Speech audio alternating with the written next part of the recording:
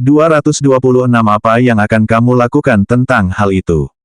Yehua terlihat menggendong King Ya dari sofa dan memeluknya, sementara King Ya berteriak kaget, Yehua. Apa yang kau lakukan? Kita masih bertengkar, kau tidak boleh menyentuhku. Memangnya kenapa kalau kita bertengkar? Aku bisa melakukan apapun yang aku mau. Yehua berteriak dengan serius, sementara King Ya mulai menendang dan meninju dalam pelukan Yehua. Jangan mengamuk seperti ini, hati-hati dengan anak itu. Yehua berteriak dengan dingin. Kenyataannya, bahkan jika King Ya meronta-ronta dengan gila, tidak akan terjadi hal buruk pada anak itu. Lagi pula, sangat sulit bagi janin yang memiliki kekuatan garis keturunan Yehua untuk mengalami keguguran. Wajah King Ya sedingin es saat dia berteriak dingin, Yehua. Tolong tunjukkan rasa hormat padaku. Kalau begitu, apakah kamu sudah menunjukkan rasa hormat kepadaku? Apakah aku tidak memperlakukanmu dengan baik? Tanya Yehua. Wanita tidak masuk akal ini, apa masalahnya dengan memiliki wanita lain? Coba lihat Laigu itu, dia punya banyak istri, namun saat aku punya satu wanita lagi, emosi King Ya ini langsung meledak. King Ya tampak tidak berdaya untuk membalas pertanyaan Yehua karena dia mengabaikan pertanyaan Yehua dan berkata, bagaimanapun, kamu penipu, kamu menipu perasaanku. Aku tidak ingin dipeluk olehmu, biarkan aku jatuh. Mengecewakanmu, itu tidak mungkin. Apa kau tidak sadar kalau sekarang tubuhmu sangat bau? Sudah hampir sehari sejak terakhir kali kau mandi. King Ya mengernyitkan alisnya yang seperti pohon willow. Memang sudah hampir sehari sejak terakhir kali aku mandi. Padahal, tubuh King Ya masih bau sekali meskipun dia tidak mandi selama hampir sehari. Yehua hanya berkata bahwa King Ya sengaja bau. Setelah menggendong King Ya ke kamar tidur, Yehua menurunkannya di kamar mandi, lalu berkata, pergilah mandi yang benar, tubuhmu sangat bau sekarang. Setelah selesai berbicara, Yehua menutup pintu kamar mandi. Tepat setelah pintu kamar mandi ditutup, suara benda pecah terdengar dari kamar mandi. Apapun yang kau rusak, kau harus memanggil orang untuk memperbaikinya. Teriak Yehua, lalu berbaring di tempat tidur dan mulai menunggu. Sudah hampir sehari sejak terakhir kali aku memeluk wanita ini, aku sungguh merindukan perasaan memeluknya. Setelah Yehua selesai berbicara, suara benda-benda yang dihancurkan menjadi semakin keras. Senyum tipis muncul di sudut mulut Yehua. Aku, penguasa tertinggi, persis seperti wanita seperti ini terasa sangat nyaman untuk dipeluk. Setengah jam kemudian, King Ya keluar dari kamar mandi. Setelah melihat Yehua, King Ya bersiap untuk segera berlari keluar kamar tidur. Yehua tertawa. King Ya, kamu terlalu naif, menurutmu mengapa aku membawamu ke kamar tidur? King Ya tentu saja tahu mengapa Yehua membawanya ke kamar tidur, dan karena itu, dia bersiap untuk melarikan diri. Akan tetapi, sebelum dia mencapai pintu, tubuhnya melayang ke udara dan mulai melayang menuju pelukan Yehua. Yehua, kau tidak boleh bertindak tanpa malu. King Ya yang melayang di udara berteriak. Saya seorang kultivator, apa yang akan Anda lakukan tentang hal itu? Apa yang dikatakan Yehua hampir membuat King Ya meledak karena marah saat dia berkata dengan marah, jika kamu menyentuhku, aku akan. Yehua memeluk erat King Ya dan bertanya dengan rasa ingin tahu, apa yang akan kamu lakukan? Aku akan menggigitmu sampai mati. Setelah selesai berbicara, King Ya menggigit lengan Yehua. Yehua tertawa getir. Terakhir kali, aku diancam dan digigit oleh King Yutong, dan sekarang, aku digigit oleh King Ya. Rasa sakit yang aku derita semua itu karena kedua wanita itu, aku benar-benar tak bisa berkata apa-apa. King Ya menggigit lengan Yehua dengan sangat ganas, dan baru setelah dia merasakan darah di mulutnya, barulah dia tersadar. Setelah King Ya menjauhkan mulutnya dari lengan Yehua, bekas gigitan gigi terlihat masih tersisa di lengan Yehua, dan darah mengalir keluar dari bekas gigitan itu. Apakah kamu bahagia? Mengambil kesempatan yang sulit didapat ini, Yehua bertanya dengan dingin. King Ya tidak berani menatap mata Yehua saat dia berkata dengan marah, lepaskan aku. Kalau tidak, aku akan menggigit lagi. Kalau begitu kau boleh menggigitnya, lebih baik kau gigit saja lenganku. Kau bertingkah seperti bajingan. King Ya berusaha sekuat tenaga untuk melepaskan diri dari pelukan Yehua. Namun sayangnya, kekuatannya tidak cukup. Yehua tetap diam sambil memeluk erat King Ya. Rasanya sangat nyaman. Aku ingin tahu bagaimana rasanya memeluk Dong Huang Baizi itu. Namun, sialnya baginya, jika dia ingin naik ke tempat tidurku, dia harus berlatih lebih banyak terlebih dahulu. Setelah beberapa saat berlalu, King Ya bertanya dengan dingin, bukankah kamu seorang kultivator? Apakah kamu tidak dapat menyembuhkan luka sekecil ini? Ye Hua berkata dengan lemah, mengapa aku harus menyembuhkan luka di lenganku? Aku akan membiarkan lukanya apa adanya dan menunggu hingga terinfeksi, lalu pergi ke dokter untuk mengamputasi lenganku. Nanti kalau anak kita tanya soal lenganku yang hilang, aku akan bilang kalau lenganku pernah kamu gigit beberapa tahun yang lalu. King Ya menatap Ye Hua dengan tidak percaya. Orang ini benar-benar tidak tahu malu. Setelah 10+ menit berlalu, sambil melihat luka yang masih berdarah, King Ya merasa agak khawatir. Jika lengannya benar-benar terinfeksi dan harus diamputasi, apa yang harus saya lakukan? Orang ini pada dasarnya bajingan, menggunakan kekerasan untuk mengancam saya. Lepaskan aku, King Ya berteriak dingin. Tidak akan. Lepaskan aku akan mengambil kotak P3K dan membantumu mengobati lukamu, jangan sampai kau menjadi pahlawan bertangan satu. Kata King Ya dengan geram. Di luar sana ada seorang wanita dan seorang anak, tapi malah aku yang menghiburmu, ya. Ye Hua menjadi gembira. Sepertinya apa yang dikatakan di internet cukup efektif. Mendengar itu, Ye Hua melepaskan King Ya. King Ya pergi mengambil kotak P3K. Setelah mengambil kotak P3K, King Ya menaruh kotak P3K itu di tempat tidur, lalu dengan hati-hati mulai mendisinfeksi luka Ye Hua, lalu membalut lukanya. Melihat ekspresi serius di wajah King Ya, Ye Hua berkata ringan, tidak marah lagi. Apakah menurutmu itu mungkin? King Ya berkata dengan dingin. Dari kelihatannya, rencana ini sama sekali tidak berhasil. Ye Hua langsung menarik lengannya, lalu berkata, kalau begitu, jangan pedulikan lukanya lagi, biarkan aku menjadi pahlawan berlengan tunggal. Saat anak itu lahir, aku akan menceritakan padanya tentang bagaimana aku menjadi pahlawan berlengan tunggal. Kenapa kamu bertingkah seperti anak kecil? King Ya berkata dengan marah. Orang ini, dia bahkan berencana mengadu pada anak kecil. Aku belum pernah melihat orang yang tidak tahu malu seperti dia. Tidak perlu kau peduli. Ye Hua mendengus dingin. Gerakkan tanganmu ke arahku. Tidak bergerak. Apakah kau akan menggerakkan tanganmu ke arahku atau tidak? King Ya, kita saat ini masih bertengkar satu sama lain, jadi tolong bersikaplah sebagaimana seharusnya saat kalian bertengkar. Kata Ye Hua samar-samar. Ekspresi Ye Hua saat ini benar-benar membuat orang ingin meninjunya. Dan King Ya memang sangat marah pada Ye Hua. Aku sudah berbaik hati menolongmu, tapi kamu masih saja berkata seperti itu. Kamu keterlaluan. Kalau begitu, kau bisa mati saja. King Ya mendengus, lalu memalingkan wajahnya ke samping dan mulai mengabaikan Ye Hua. Namun, dia tidak turun dari tempat tidur. Setelah beberapa saat, Ye Hua melirik King Ya, lalu berkata pelan, King Ya, mari kita berbaikan, oke. Jangan bertengkar lagi. Saat ini kita masih bertengkar satu sama lain, jadi tolong bersikaplah sebagaimana seharusnya saat kalian bertengkar. Baiklah, aku, sang penguasa tertinggi, baru saja dibalas dengan kata-kataku sendiri. Ye Hua benar-benar pusing dengan situasi ini. Bagaimana kalau aku memberinya pukulan di pantatnya dan menunjukkan betapa hebatnya aku? Namun, aku tidak sanggup memukulnya. Ah, ini benar-benar menyebalkan. Lukanya sudah bengkak. Ye Hua terdengar berteriak kaget. King Ya segera menoleh dan melihat ke arah luka itu, dan lukanya memang telah bengkak. Mengapa kamu begitu khawatir? King Ya berkata dengan marah saat dia mengeluarkan desinfektan dari kotak pertolongan pertama dan mulai membantu Ye Hua untuk mendisinfeksi lukanya. Jejak senyum licik muncul di sudut mulut Ye Hua. Hal kecil seperti membuat luka saya bengkak adalah sesuatu yang dapat saya kendalikan dengan mudah. Dan wanita ini masih mengatakan bahwa dia tidak peduli padaku. Jika memang begitu, apa yang membuatnya begitu khawatir padaku? King Yutong benar. Wanita ini tidak bermaksud seperti yang dikatakannya saat dia marah. Malam ini, aku akan bisa tidur sambil memeluknya lagi, ini terasa luar biasa. Juga, saat ini, aku juga harus memeluk ahli kecil.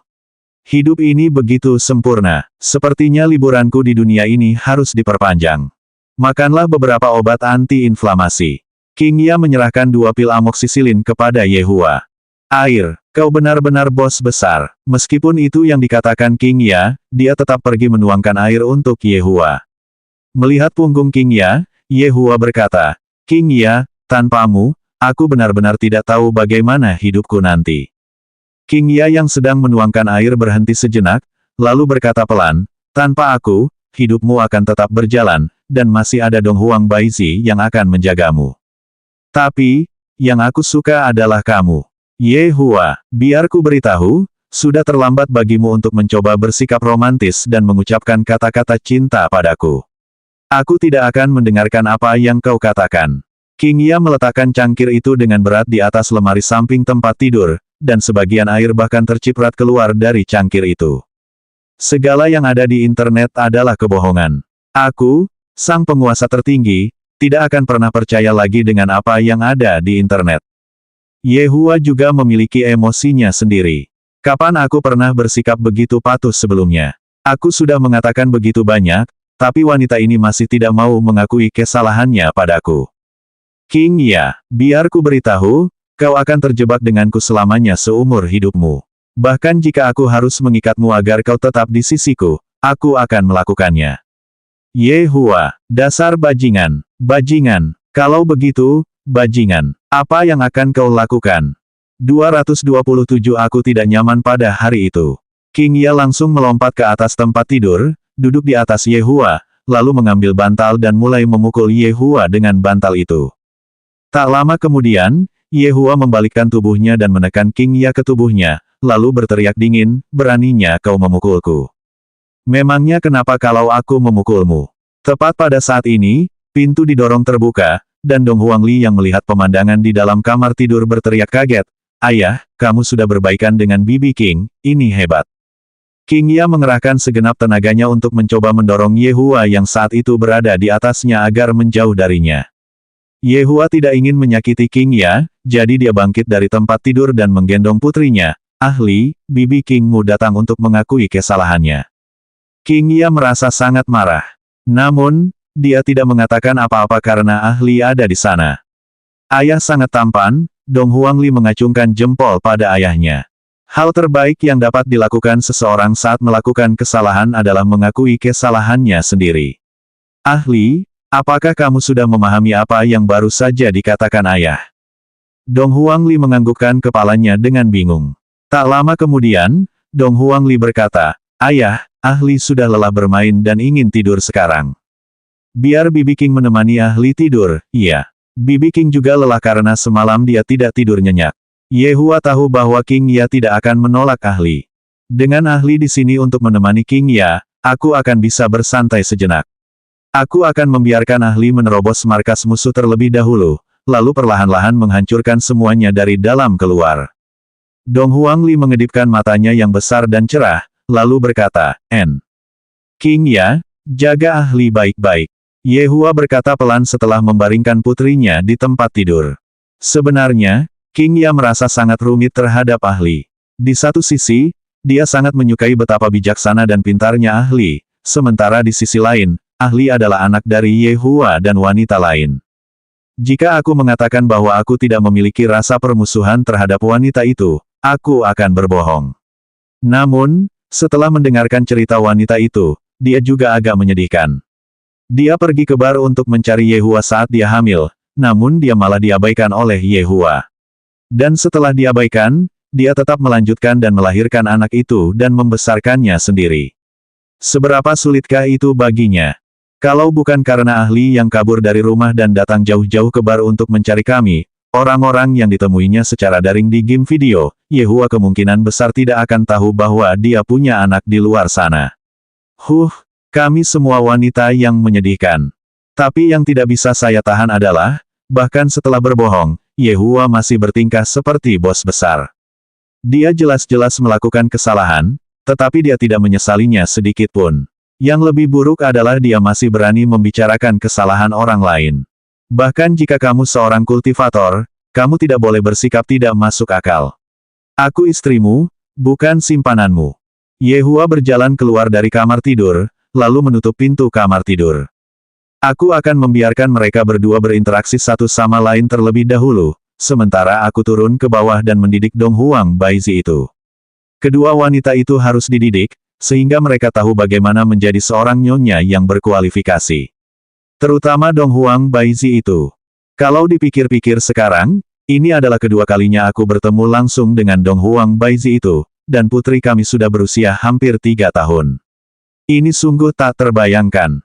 Sesampainya di lantai bawah, Yehua melihat Dong Huang Baizi sedang duduk di meja bar yang sudah usang dan minum alkohol. Pandangan Dong Huang Baizi saat ini agak kabur. Tanpa dukungan energi spiritual, Dong Huang Baizi pada dasarnya hanyalah manusia biasa. Oleh karena itu, wajar saja jika dia mabuk saat minum alkohol. Melihat keadaan Dong Huang Baizi, Yehua mendesah. Dulu, jika aku turun ke bawah, kurasa tidak akan terjadi apa-apa antara aku dan King Ya. Untung saja aku tidak turun ke bawah, kalau tidak, aku tidak akan bisa bertemu dengan King Ya.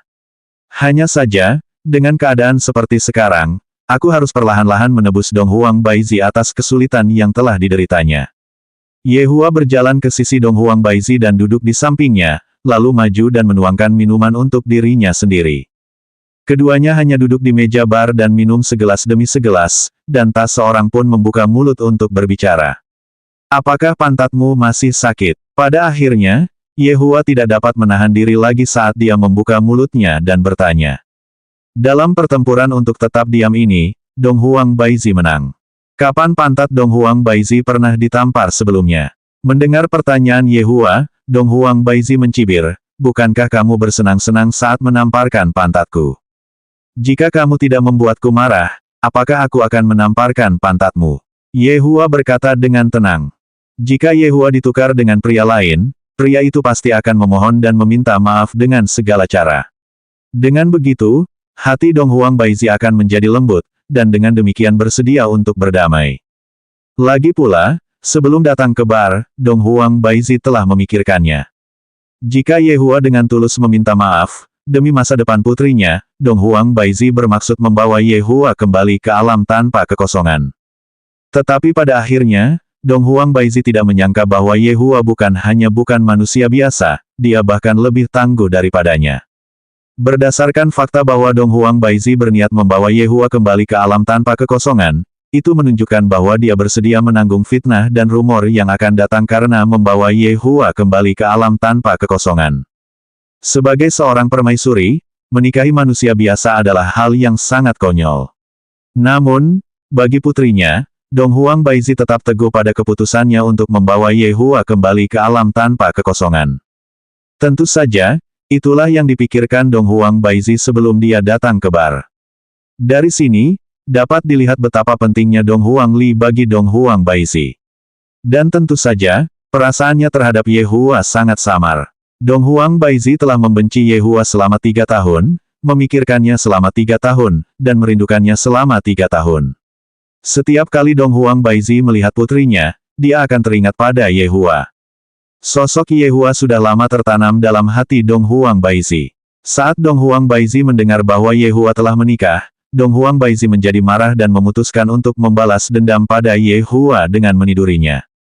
Akan tetapi, sebelum dia sempat membalas dendam pada Yehua, dia telah ditangkap dan ditawan di bar oleh Yehua. Mengapa kamu tidak turun ke bawah saat itu selama beberapa hari ini? Dong Huang Baizi bertanya sambil menopang dagunya dengan salah satu tangannya. Mengapa wanita ini begitu terpaku pada pertanyaan ini? Apa gunanya terpaku pada pertanyaan ini? Sudah lama sekali sejak masalah itu terjadi. Pertanyaan ini mungkin tidak penting bagi Yehua, tetapi bagi Dong Huang Baizi, jawaban Yehua terhadap pertanyaan ini adalah apa yang akan dia gunakan untuk memutuskan apakah dia akan memaafkan Yehua atau tidak. Yehua tidak tahu harus berkata apa. Apa yang seharusnya saya katakan? Haruskah aku katakan padanya bahwa, saat itu selama beberapa hari itu, aku sedang dalam suasana hati yang sangat buruk karena Laigu menggigit kabel internetku hingga menjadi 2 ketika dia sedang bermimpi, menyebabkan aku tidak dapat menonton Calabash Brothers. Ini semua salah Laigu. Kalau saja dia tidak menggigit kabel internetku hingga menjadi 2, suasana hatiku pasti masih baik, dan mungkin aku akan turun ke bawah dan bertemu dengan Dong Huang Baizi ini, lalu mulai hidup bersama dengan Dong Huang Baizi ini. Dan karena aku akan mulai hidup bersama dengan Dong Huang Baizi ini, aku tidak akan bertemu King Ya. Setelah memikirkannya, Lai Gu berhasil menggigit kabel internet itu menjadi dua. Setelah merenung sejenak, Ye Hua berkata pelan, aku tidak nyaman selama beberapa hari ini. Mendengar penjelasan Ye Hua, Dong Huang Baizi tertawa mengejek, bukankah itu praktis? Apakah bibimu datang beberapa hari ini? Dai Ma, bibi besar, dalam bahasa Mandarin, kata bibi besar dapat digunakan untuk merujuk pada menstruasi. Bibi besar, aku tidak punya saudara. Ye Hua tidak mengerti arti dari bibi besar dan berpikir sendiri tentang apa hubungannya merepotkan dengan bibi besar. Dong Huang Baizi berkata, kamu bahkan tidak mengerti hal seperti ini, bagaimana mungkin kamu bisa bertindak sebagai pria wanita itu? Apa yang sebenarnya wanita ini bicarakan? Wanita ini tidak mungkin mabuk karena alkohol, kan? Mengenai masalah yang terjadi 3 tahun lalu, aku akan menebusnya kepadamu di masa depan. Sebagai seorang pria, aku harus mengakhiri masalah yang terjadi di masa lalu, apapun yang harus kulakukan untuk menebusnya, aku akan melakukannya. Lagi pula, hanya jika seluruh keluarga harmonis, barulah aku bisa tenang dan berkonsentrasi mengerjakan hal-hal lain. Jika seluruh keluarga berantakan, bagaimana mungkin aku bisa peduli dengan hal-hal sepele lainnya? Menebus kesalahanku. Bagaimana kau akan menebusnya? Apakah kau akan membantuku menyatukan kembali kepingan hatiku yang hancur? Dong Huang Baizi sedang bersandar di meja bar sambil menyandarkan kepalanya di lengannya sendiri.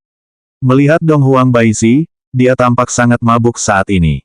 Setelah menghela napas, Ye Hua menyesap sedikit alkoholnya, lalu berkata pelan, aku bisa menebusnya sesuai keinginanmu. Haha, aku tidak butuh kamu untuk menebusnya, yang aku inginkan hanyalah ahli. Ahli dan aku hidup dengan sangat baik, kami tidak butuh kamu untuk datang ke dalam hidup kami. Wah, gelas anggur di tangan Ye Hua pecah berkeping-keping. Wanita ini benar-benar keras kepala. Apa, mau memukulku lagi? Kalau begitu, silakan saja pukul aku. Akan lebih baik jika kau memukulku sampai mati. Dengan begitu, tidak akan ada yang mengganggumu lagi. Setelah mendengar apa yang dikatakan Dong Huang Baizi, Ye Hua langsung menjadi marah. Dulu, King Ya pun tidak bersikap seperti ini. King Ya hanya mengancam tanpa daya seperti ingin menjatuhkanku dan sebagainya. Kenapa wanita-wanita itu selalu suka menggunakan kematian untuk mengancamku? Kalau bukan karena kalian semua adalah wanitaku, aku tidak akan peduli apakah kalian semua hidup atau mati. Ye Hua bangkit dari kursi dan berkata dengan dingin, kamu bisa tenang, aku tidak akan memukulmu.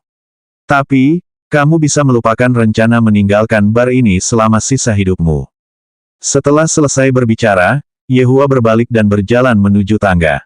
2 baris air mata mengalir dari mata indah Dong Huang Baizi saat dia mengambil botol anggur dan melemparkannya ke arah Ye Hua. Ye Hua, aku membencimu. Aku tidak akan pernah memaafkanmu seumur hidupku. 228 pertama kali. Botol anggur itu jatuh ke dinding udara, sementara Dong Huang Baizi berbaring di meja dan menangis seperti anak kecil. 3 tahun lalu, Dong Huang Baizi bahkan tidak pernah menangis seperti ini sebelumnya. Mendengar suara tangisan yang keluar dari lantai bawah, Ye Hua mendesah berat. Saya benar-benar tidak tahu apa yang harus saya lakukan.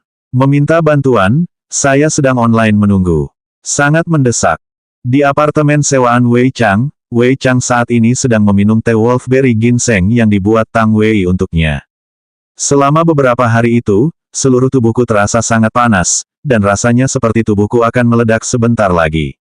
Terlebih lagi, jumlah buah goji berry yang Xiao Tang masukkan ke dalam teh semakin bertambah dari hari ke hari. Hanya dalam sehari, aku harus minum beberapa cangkir teh yang dibuat Xiao Tang untukku. Menggunakan kata-kata Xiao Tang, dia berkata bahwa aku harus minum banyak teh ini, karena teh ini baik untuk tubuhku, dan bahkan mampu mengobati penyakitku. Terhadap apa yang dikatakan Tang Wei, Wei Chang agak bingung. Saya tidak memiliki penyakit apapun, jadi mengapa saya harus dirawat karena penyakit yang tidak saya derita? Namun, ekspresi khawatir di wajah Xiao Tang membuatnya tampak seolah-olah aku terkena penyakit yang tidak bisa disembuhkan atau semacamnya. Kalian berdua, kemarilah sebentar, aku punya misi untuk kalian berdua. Wei Chang berteriak ke arah saudara-saudara hijau dan merah. Saudara hijau dan merah saat ini juga sedang minum teh wolfberry karena semua air matang di dalam rumah telah direbus dengan wolfberry di dalamnya. Saya benar-benar tidak mengerti, hanya orang-orang tua di desa kami yang minum teh wolfberry sebanyak itu. Setelah memikirkan usia Wei Chang, diikuti dengan memikirkan usia Tang Wei, saudara hijau dan merah segera mengerti alasannya. Ketika pria mencapai usia parubaya, mereka tidak punya pilihan selain mengonsumsi tonik untuk mendongkrak tubuh mereka, dan tampaknya Paman Wei saat ini berada di usia tersebut. Dengan senyum di wajah mereka, keduanya berjalan mendekati Wei Chang sambil memegang erat cangkir teh mereka sendiri. Paman Wei bilang dia punya misi untuk kita. Mungkinkah bosnya diusir dari rumah?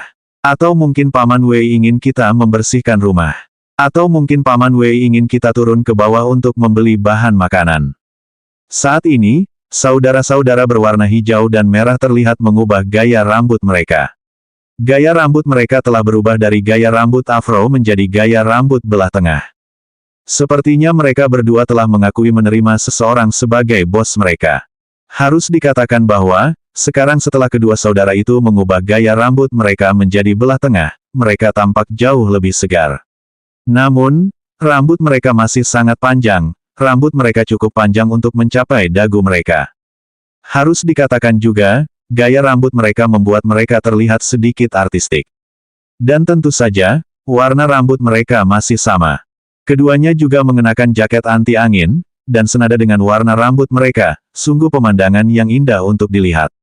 Kemanapun mereka pergi, mereka akan dapat berperan sebagai pemandangan yang indah, dan terlebih lagi, mereka bahkan dapat berperan sebagai lampu hijau dan merah.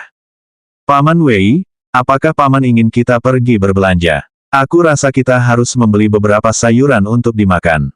Tubuh kakak hijau juga terasa agak panas. Badanku terasa panas sekali karena akhir-akhir ini kami terlalu banyak minum teh wolfberry, dan kami berdua tidak seperti Paman Wei, kami tidak punya pacar. Adik merah menganggukkan kepalanya dengan serius, Paman Wei, makan sayur itu baik, makan sayur dapat membantu menurunkan panas dalam tubuh kita.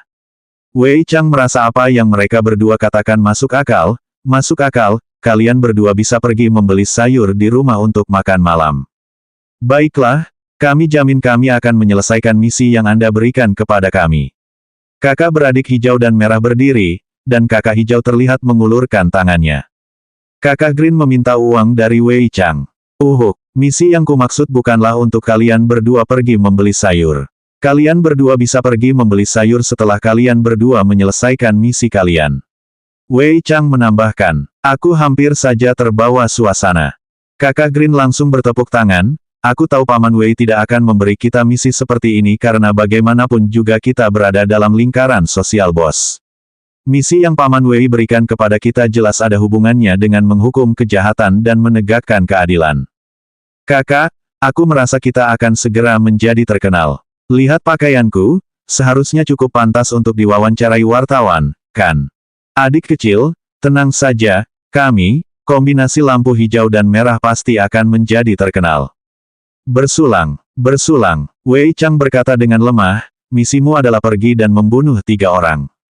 Aduh, saudara-saudara hijau dan merah saling menyemburkan teh, lalu perlahan menoleh ke arah Wei Chang dan bertanya dengan rasa ingin tahu, Paman Wei, apakah kamu yakin bahwa misi kita adalah membunuh 3 orang, dan bukan menyelamatkan 3 orang? Kalian berdua harus melatih kemampuan kalian dalam membunuh orang. Baguslah, ada 3 orang yang telah menyinggung bos hari ini, jadi kalian berdua bisa melanjutkan dan menangani ketiga orang itu. Setelah kalian berdua selesai menangani ketiganya, letakkan mayat mereka di suatu tempat yang menarik perhatian.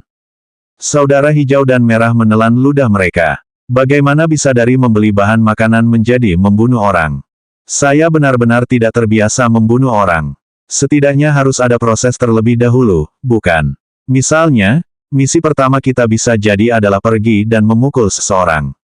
Kemudian setelah itu, misi berikutnya bisa jadi adalah pergi dan melumpuhkan seseorang. Namun, kita bahkan belum melalui proses seperti itu, dan misi pertama yang kita dapatkan adalah pergi dan membunuh 3 orang.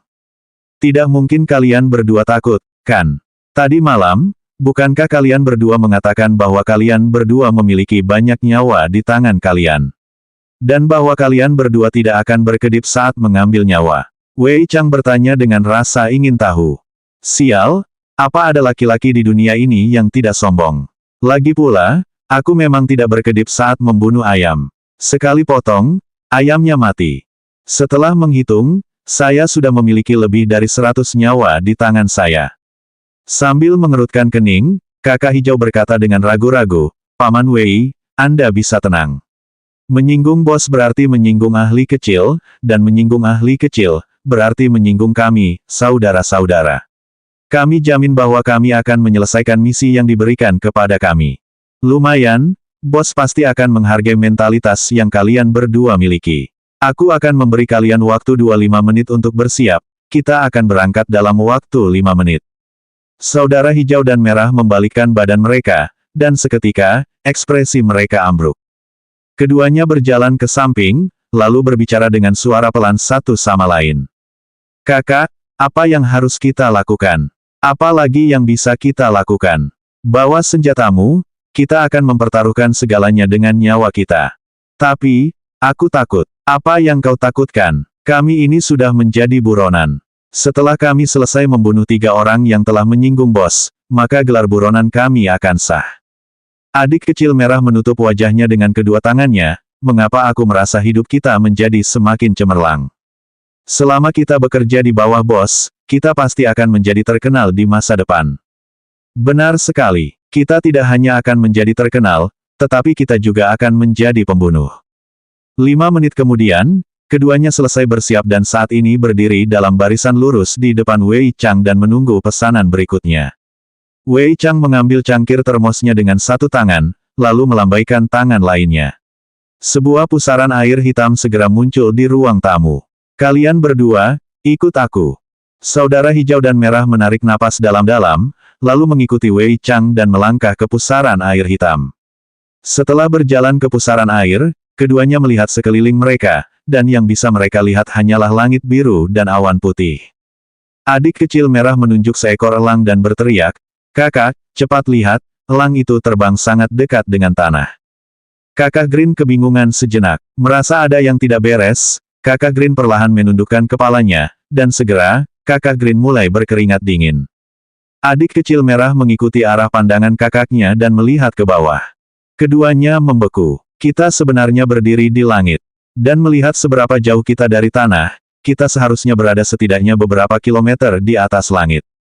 Wei Chang melihat ke arah utara, lalu berkata dengan santai, kalian berdua tinggal di sini dan menunggu.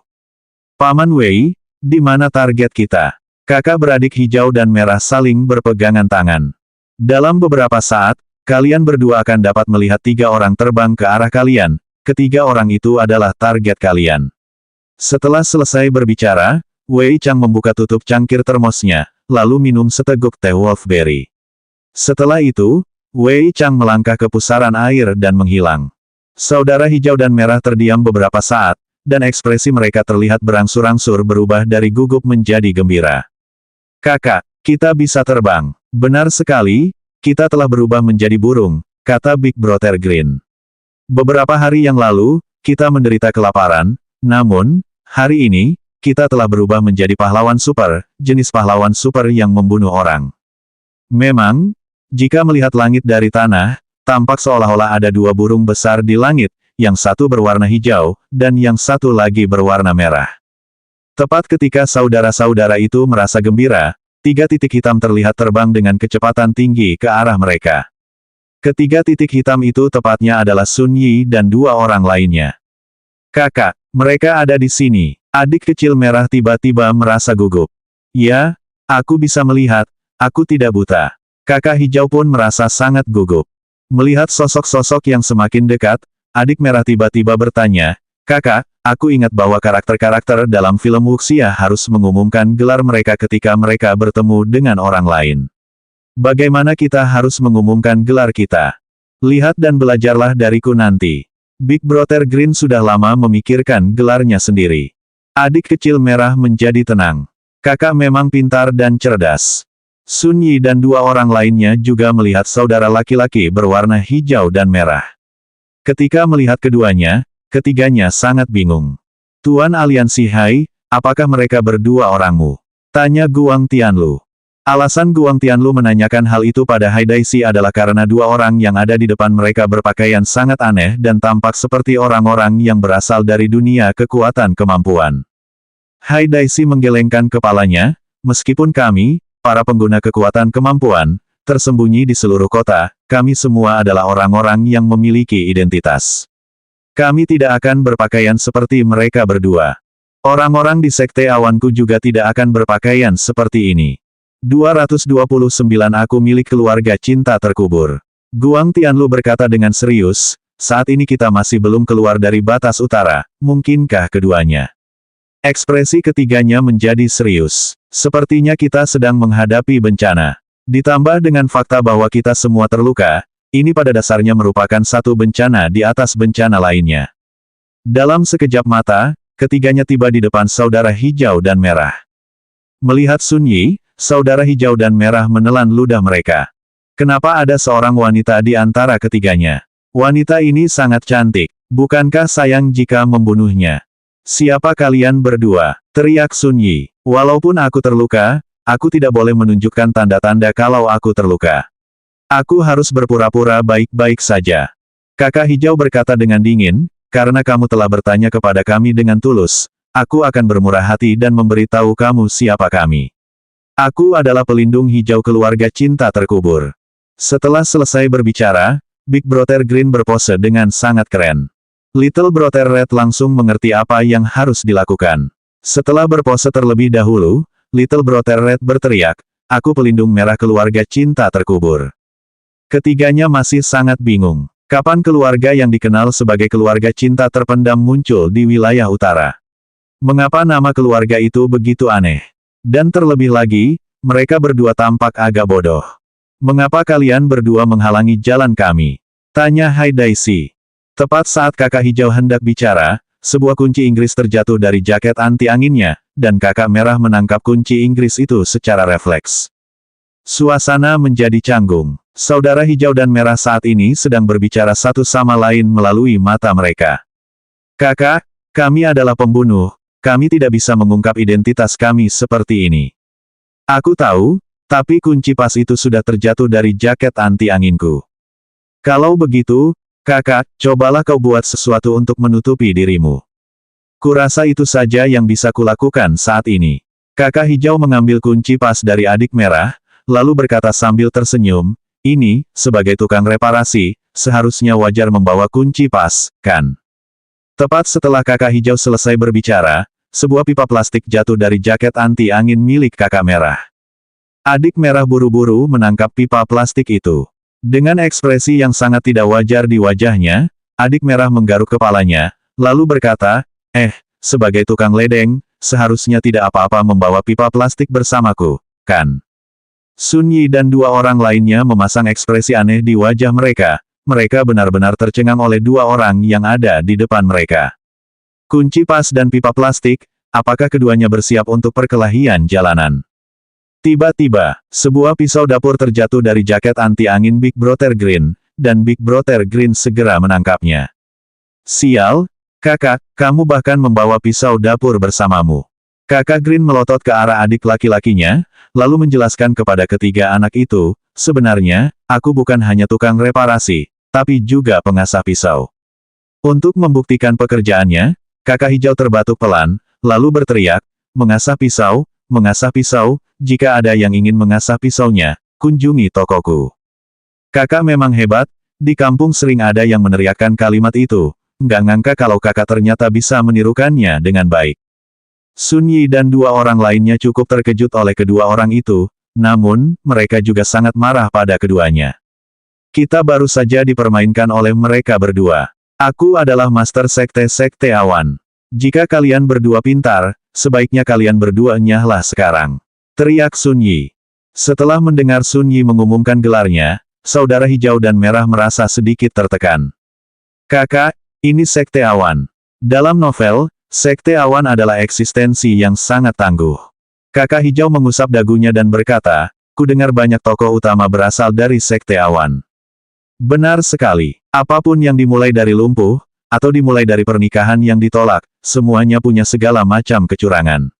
Aku rasa pemimpin sekte ini akan segera dikalahkan oleh protagonis yang ada di sektenya. Mungkin, sang tokoh utama saat ini sedang bermain-main dengan hutan di gudang kayu sekte awan. Atau mungkin dia baru saja difitnah oleh kakak laki-lakinya, dan sekarang sedang bersiap untuk pergi dan menamparkan wajah kakak laki-lakinya. Atau mungkin, dia saat ini ada di kamar adik perempuannya. Hehe. Keduanya tertawa licik. Mendengar keduanya menghina sekte awannya seperti ini, Sun Yi merasa sangat marah. Namun, setelah mendengar apa yang mereka katakan, memang ada satu murid di dalam sekte awanku yang sangat luar biasa dan telah melakukan sejumlah hal besar akhir-akhir ini. Orang-orang yang kurang ajar, berani menghina sekte awanku, awas pedangku. Sun Yi terlihat mengeluarkan sebilah pedang tajam, dan dengan niat membunuh yang tajam, dia menusukkan pedangnya ke arah keduanya. Menghadapi pedang yang menusuk ke arah mereka, saudara hijau dan merah menjadi linglung, terutama adik merah. Adik merah menutup matanya, tidak berani melihat apa yang akan terjadi selanjutnya, lalu mengulurkan kedua tangannya untuk menangkis pedang itu. Ding! Terdengar suara ringan. Ketika merasakan telapak salah satu tangannya terasa agak gatal, adik merah perlahan membuka matanya. Ujung pedang itu menusuk telapak tanganku, tetapi pedang itu tidak menembus telapak tanganku. Apa yang terjadi? Pedang palsu. Adik kecil merah mencubit ujung pedang. Retakan. Suara renyah itu membuat si adik merah ketakutan dan menyebabkan si adik merah melompat. Seluruh pedang tajam itu terlihat mulai hancur mulai dari ujung pedangnya. Dan dalam beberapa saat, hanya gagang pedang yang tersisa dari keseluruhan pedang. Semua orang tercengang. Adik kecil, bagaimana caranya kamu melakukannya? Tanya kakak hijau penasaran. Saya tidak tahu, saya hanya sekadar menyinggungnya. Biar aku coba juga. Setelah selesai berbicara, kakak hijau menyentuh tubuh Sun Yi. Melihat itu, adik merah berteriak, kakak, kau sungguh hina. Yang aku sentuh adalah pedang, namun kamu mencoba menyentuh wanita itu. Sun Yi kembali sadar, memusatkan pandangannya, energi spiritual yang melonjak keluar dari telapak tangan kirinya, dan Sun Yi menghantamkan telapak tangan kirinya ke arah kakak hijau. Kedua telapak tangan, satu besar dan satu kecil, saling bertabrakan. Sun Yi langsung terbang sambil batuk darah dalam jumlah banyak dari mulutnya, dan matanya yang indah terlihat penuh dengan keterkejutan. Hai Daisy dan Guang Tianlu juga tercengang. Rambut merah itu hanya menyentuh pedang sebentar, dan pedang itu patah. Dan untuk rambut hijau itu, dia sepertinya tidak menggunakan banyak kekuatan, namun, dia malah membuat Sun Yi terpental. Kakak, kamu akan melajang seumur hidupmu jika bersikap seperti ini. Teriak adik merah karena terkejut. Wanita itu sangat cantik, namun sang kakak masih saja ingin menggaetnya. Kakak hijau tidak menyangka kalau dia akan begitu tangguh. Dia pun tertawa, tidak apa-apa, kakak masih punya kamu. Kakak, aku tidak suka hal semacam itu. Guang Tianlu terlihat mengeluarkan 3 kartu, lalu mendengus dingin, kalian berdua bisa berhenti bersikap sombong. Adik kecil merah berteriak kaget, bermain kartu. Sosok adik kecil merah segera menghilang, dan ketika dia kembali, dia sedang memegang 3 kartu remi di tangannya. Kakak, bukankah kamu sangat suka bermain kartu? Coba lihat ketiga kartu ini, menurutmu apa saja yang bisa dilakukan kartu-kartu ini? Big Brother Green mengangkat tangannya dan memukul kepala Little Brother Red, apa yang kau lakukan? Kita sedang mencoba membunuh orang, dan pihak lain sedang menyerang kita. Jika kau merampas senjata orang itu, bagaimana dia akan menyerang kita? Cepat pergi dan kembalikan kartunya padanya. Kau sangat kasar. Adik kecil merah menggaruk kepalanya, lalu berkata dengan nada kesal, aku hanya penasaran dengan kemampuan apa saja yang dimiliki kartu-kartu ini. Guang Tianlu dan Hai Daisy tercengang, terutama Guang Tianlu. Dia benar-benar memegang kartu pemanggilanku di tangannya. Ini tidak masuk akal, kan? Bahkan Xiao Yi pun tidak berani memegang kartuku seperti ini, namun, si rambut merah ini benar-benar memegang kartuku. Ini tidak mungkin. Ini jelas tidak mungkin. Mereka jelas curang. Aduh, aduh, aduh. Bola mata Guang Tianlu hampir keluar dari rongganya saat dia perlahan menundukkan kepalanya. 3 kartu remi terlihat menusuk tubuh Guang Tianlu. Ah, kakak, aku tidak melakukannya dengan sengaja, kupikir dia akan menghindar. Adik merah menjadi gugup dan langsung tidak tahu harus berbuat apa. Kakak Green bergegas pergi dan menghibur adiknya, ini bukan salahmu, orang itu memilih untuk tidak menghindar. Benar-benar, jika memang begitu, aku bisa tenang. Adik merah menepuk dadanya dengan lega. Guang Tianlu memuntahkan darah dari mulutnya. Rambut hijau itu sebenarnya mengatakan bahwa aku memilih untuk tidak menghindar. Kau setidaknya harus memberiku waktu untuk bereaksi sehingga aku bisa menghindar, kan? Melihat apa yang terjadi, Haidaisi tahu bahwa segala sesuatunya buruk.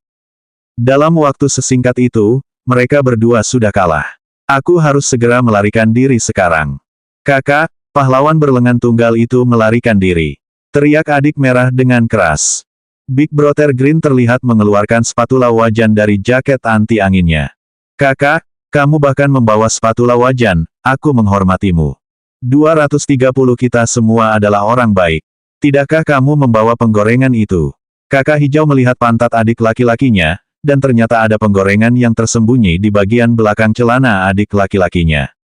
Melihat Haidaisi yang tengah berlari menjauh, kakak hijau membidik, lalu melemparkan spatula wajan ke arah Haidaisi.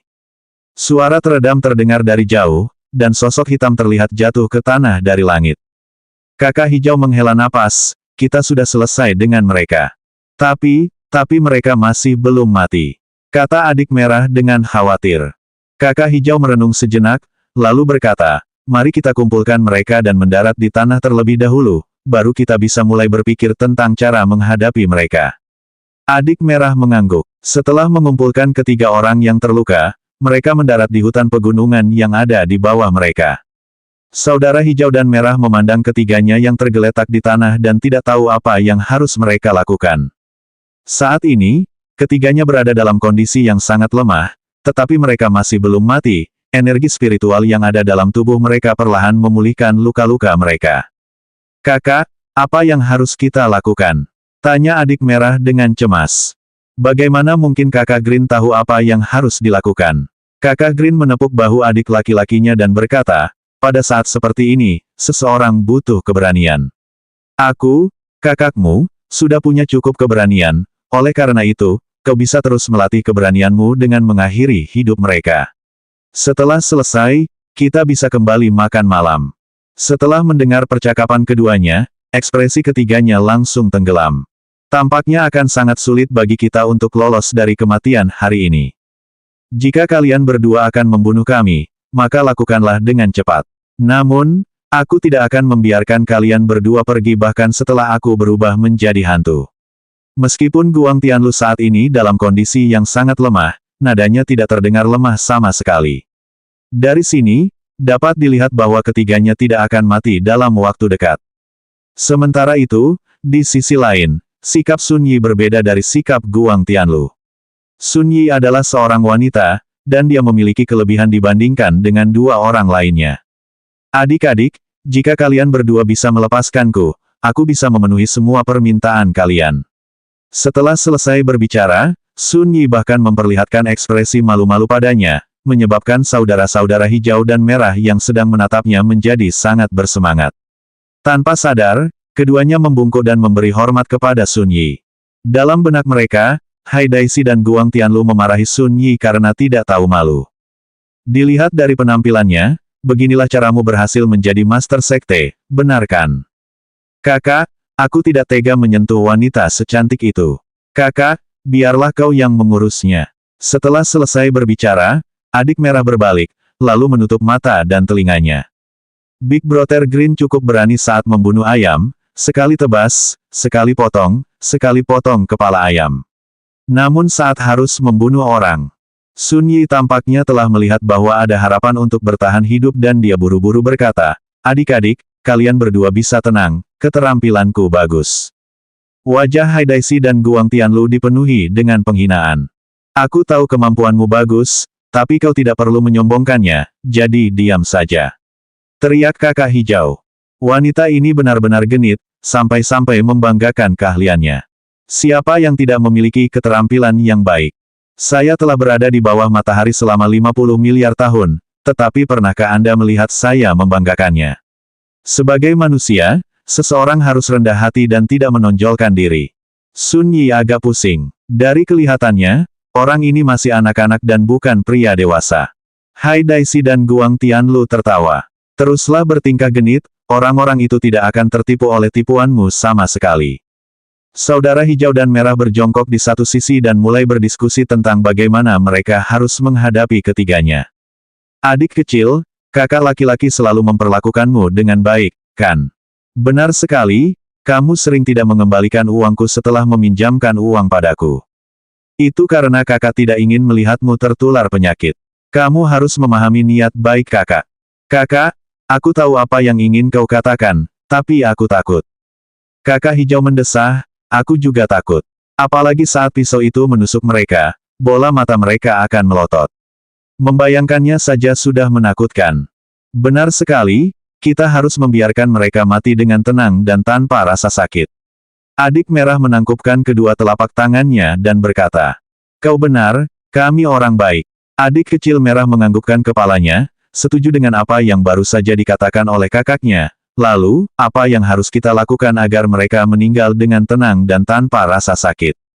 Saya mendengar obat-obatan yang digunakan orang untuk etanasia adalah yang terbaik, tetapi sangat disayangkan kita tidak memiliki obat-obatan tersebut. Pilihan terbaik kedua adalah mengeluarkan darah mereka, bukan? Saya mendengar bahwa metode ini tidak terlalu menyakitkan, karena saat orang tersebut mengeluarkan darah, mereka akan pingsan karena kehilangan darah, dan segera setelah itu, mereka akan meninggal saat mereka masih tidak sadarkan diri. Cara ini bagus, kita akan menguras darah mereka. Adik merah menyetujui pilihan terbaik kedua. Kakak Green memegang pisau dapur dan berjalan ke arah mereka bertiga. Kalian semua tenang saja, aku akan membiarkan kalian semua mati dengan tenang dan tanpa rasa sakit. Adik kecil, aku mohon padamu, aku punya banyak uang, dan banyak harta. Sun Yi tidak ingin mati, belum lama sejak dia menjadi Master Sekte dan dia tidak ingin mati begitu saja. Kakak hijau mendesah, jika kalian semua ingin menyalahkan, salahkan saja diri kalian sendiri karena telah memprovokasi seseorang yang seharusnya tidak kalian provokasi. Ketiganya terkejut pada saat yang bersamaan. Mungkinkah, Xiao Yi? Itu tidak mungkin, jika Xiao Yi memiliki bawahan sekuat itu, dia pasti sudah lama memanfaatkan mereka. Lalu, siapa orangnya? Hai Daisy buru-buru bertanya, kakak, kalian berdua tidak mungkin salah mengenali orang, kan? Adik kecil, kita tidak salah mengenali orang, kan? Tanya kakak hijau. Aku juga tidak tahu. Adik merah menggelengkan kepalanya. Ketiganya kini hampir rusak. Kalian berdua bahkan tidak yakin apakah kami adalah orang yang kalian berdua cari, namun kalian berdua berniat membunuh kami. Apakah ini benar-benar baik-baik saja? Kalian berdua setidaknya harus memastikan apakah kami adalah orang yang kalian berdua cari terlebih dahulu, bukan? Kakak hijau terlihat memegang erat lengan Hai Daisy yang tersisa dan berkata pelan, karena kalian bertiga berada dalam satu kelompok, itu artinya kami tidak salah. Kita membunuh berdasarkan jumlah orang dalam kelompok, bukan berdasarkan penampilan. Ketiganya benar-benar putus asa. Siapa yang akan membunuh sesuai dengan jumlah orang dalam kelompok itu? Sun Yi bertanya, lalu, bagaimana jika hanya kita berdua yang muncul tadi? Oh, kalau begitu itu berarti kalian semua bukanlah target kami. Adik kecil merah memperlihatkan ekspresi yang seolah berkata, apakah kamu bodoh, sampai-sampai menanyakan pertanyaan kekanak-kanakan seperti itu? Ketiganya menghela napas bersamaan. Kenapa kita tidak berpisah untuk melarikan diri saja sekarang? Bertahanlah sebentar. Kakak hijau memperingatkan dengan khawatir, lalu memotong pergelangan tangan Hai Daisy dengan pisau dapur. Setelah arteri utama pergelangan tangan terpotong, darah mulai mengalir keluar dengan deras. Berikutnya adalah Guang Tianlu, lalu disusul oleh Sun Yi. Ketua Sekte, ini akan sedikit menyakitkan, bertahanlah sebentar dan semuanya akan segera berakhir. Kakak Green mengusap lembut tangan kecil Sun Yi. Hatiku terasa sakit sekali, begitu putih, dan begitu lembut. Bunuh saja aku. Tapi aku tidak berani. Darah mengucur dari sudut mulut Sun Yi, darah mengucur karena dia sangat marah. Kalau saja aku bisa menggerakkan badanku, aku pasti sudah bunuh diri, agar tidak dipermainkan mereka berdua. Kakak hijau menebas lagi dengan pisau dapur, dan darah pun mulai mengalir keluar dengan deras. Saudara hijau dan merah segera berlarian dan mulai menunggu di suatu tempat yang jauh, seolah-olah mereka baru saja menyalakan petasan. Kakak, berapa lama lagi kita harus menunggu? Adik merah sangat gugup. Baiklah, kita tunggu saja 10 menit, kurasa. 10 menit kemudian, kamu pergi dan periksa apakah mereka sudah mati. Teriak Big Brother Green. Adik merah menarik napas dalam-dalam sambil berdiri dan pergi memeriksa ketiganya. Tak lama kemudian, adik merah terdengar berteriak, "Kakak, mereka masih belum mati." Hah! Kakak hijau bergegas berlari menghampiri, dan benar saja, ketiga orang itu masih belum mati. Bunuh aku! Bunuh aku! Saat ini, ketiganya menginginkan kematian. Bagi mereka, metode penyiksaan sampai mati ini adalah bentuk penyiksaan yang paling kejam. Energi spiritual dalam tubuh mereka dapat menciptakan darah, dan oleh karena itu, sementara darah mereka mengalir keluar dari pergelangan tangan mereka, energi spiritual dalam tubuh mereka menciptakan darah dan memulihkan darah yang hilang. Meskipun penciptaan darah lebih lambat daripada kecepatan darah mereka yang tertumpah, akan memakan waktu yang sangat lama bagi mereka untuk mati karena kehilangan darah. Bahkan lebih lagi, sementara darah mereka tertumpah, otak mereka masih sadar. Yang ditakutkan orang-orang bukanlah kematian, yang ditakutkan orang-orang adalah menunggu kematian. Tidak ada yang lebih menyakitkan dan kejam daripada mengetahui bahwa Anda akan segera meninggal, tetapi Anda tidak dapat melakukan apapun untuk mengubah nasib Anda. Kakak, apa yang harus kita lakukan? Adik merah sangat bingung. Bagaimana aku tahu? Kakak hijau merasa sangat gelisah. Tiba-tiba, pusaran air hitam muncul, dan Wei Chang terlihat melangkah keluar dari pusaran air hitam itu sambil memegang cangkir termos. Paman Wei, Paman Wei. Ketiganya menatap Wei Chang. Saya tidak mengenali orang ini. Sementara itu, saat Wei Chang melihat keadaan ketiga orang itu, Wei Chang menjadi linglung sejenak, lalu berkata dengan gembira. Kalian berdua melakukannya dengan sangat baik. Cara membuat mereka berdarah seperti ini memang sangat kejam dan tidak manusiawi. Aku akan melaporkan masalah ini kepada bos pasti akan memberi kalian berdua hadiah. Saudara-saudara hijau dan merah memiliki ekspresi yang linglung di wajah mereka. Bagaimana bisa berdarah-darah dianggap kejam dan tidak manusiawi? Ini tidak seperti kita membunuh mereka. Akan tetapi, ketika ketiganya mendengar apa yang dikatakan Wei Chang, mereka sangat terkejut. Mereka berdua adalah bawahan, dan orang yang baru saja muncul juga bawahan. Kalau begitu, siapa bos mereka? Mengapa saya sama sekali tidak tahu kalau orang sebesar itu benar-benar ada? Selanjutnya bab 231 bencana.